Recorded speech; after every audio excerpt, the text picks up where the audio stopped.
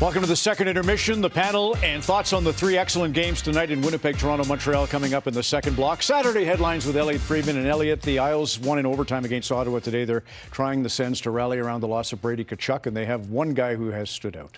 NHL leader in goals, Shane Pinto, 7 to start the year, red hot. There's been a lot of talk locally about his future. His contract is up after this year, though he has 2 more years until he's an unrestricted free agent. But hearing this week, the Senators put an 8-year offer on the table for Pinto. Now, I'm not saying anything's imminent, and I don't necessarily think anything is close. But what I do believe is the Senators wanted to show that they are serious about putting a stake in the ground to keep him. Heritage Classic, anything? Yes, so we haven't had one in a couple of years. The last one was in October of 2023, Battle of Alberta in Edmonton, and looks like there's going to be one next year. And the whispers from out west is that Winnipeg is going to be a serious contender to host it. But it looks like if there's one thing you and I both have in common, we love the Heritage Classic. Yeah, it's a great, and you know, international hockey, you said from the Board of Governors, was kind of a sleepy event, but there was a big discussion about international growing the game. You mentioned Germany because of Seider and obviously Sturm and Draisaitl, Stützle, Wembley. How about the transaction wire, Elliot? You're watching it tonight. Anything going on? Well, it's early, and a lot of teams, they sit there and they say, look, we want to see what we have before we do anything.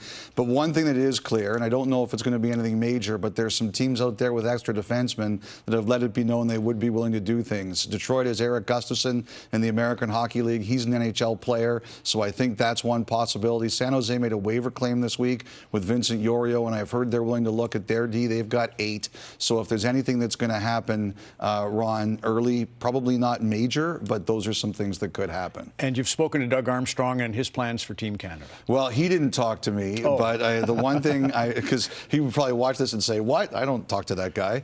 But, you know, one of the things about Team Canada is the Olympic rosters have to be announced until December 31st, or they're going to be submitted on December 31st. I think they're going to be announced sometime early in the new year.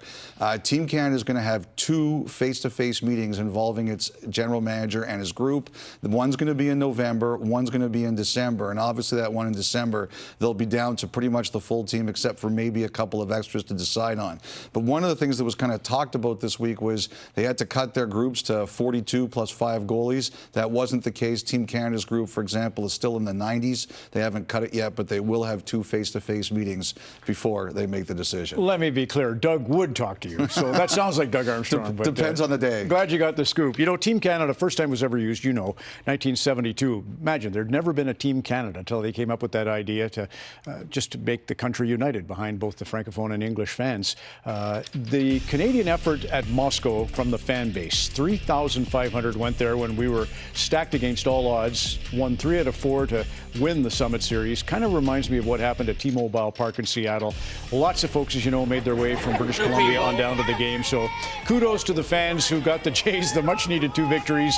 That means there will be a Game 6 in the ALCS. Tomorrow evening, our coverage at Rogers Centre here in Toronto begins at 7 o'clock ET 4 Pacific. A short break, and then we'll have the panel on the 3 games happening tonight on Hockey Night in Canada.